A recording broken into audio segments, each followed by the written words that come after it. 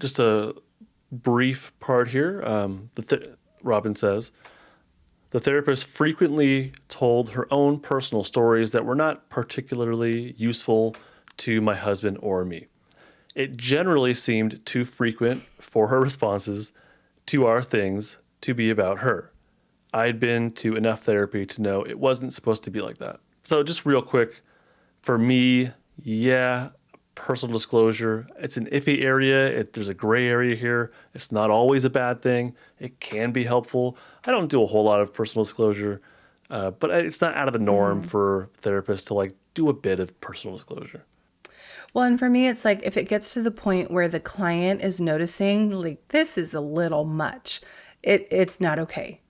Because I completely agree with you. I think there's room for personal disclosure, but for me, it would only ever happen first if there's a strong enough rapport, and second if the personal disclosure in some way serves the client, not because Mercedes wants to share about her life, but because it does the client some good in some way. Yeah.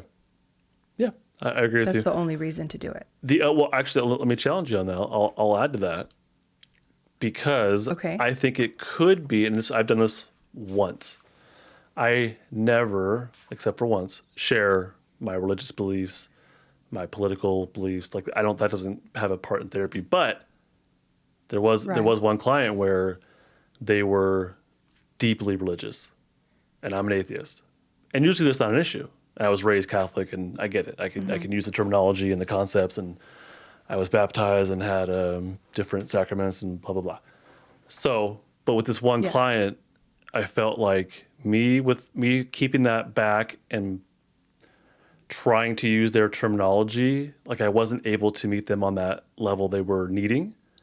And so pretty quick I Mm-hmm. said, look, I got to be honest with you. I feel like this is a hindrance on my end. I feel like I'm a hindrance to you if I don't put this out Mm-hmm. there and say, look, I don't believe in Yeah. this stuff, and I have to be totally honest with you about that.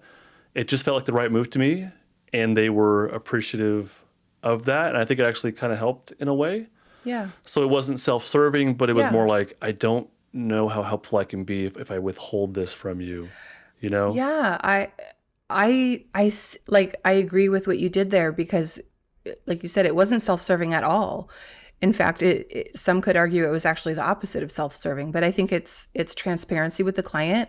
It's keeping the client's best interest in mind and understanding that if a person's faith is so essential and critical to them within the treatment process that that piece of information, personal information is necessary to know. I think that's the right thing to do. That's the ethical thing to do is to share, look, is this okay or not? It's important for you to know. I Yeah. think that's the right thing to do. Okay.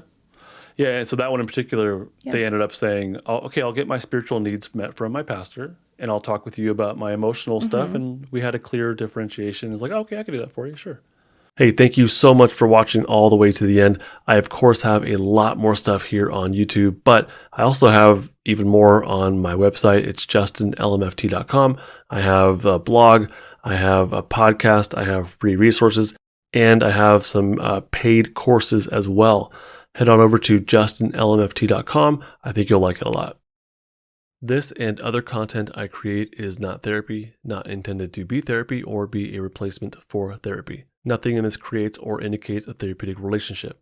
Please consult with your therapist or seek for one in your area if you are experiencing mental health symptoms. Nothing should be understood to be specific life advice. It is for educational and entertainment purposes only.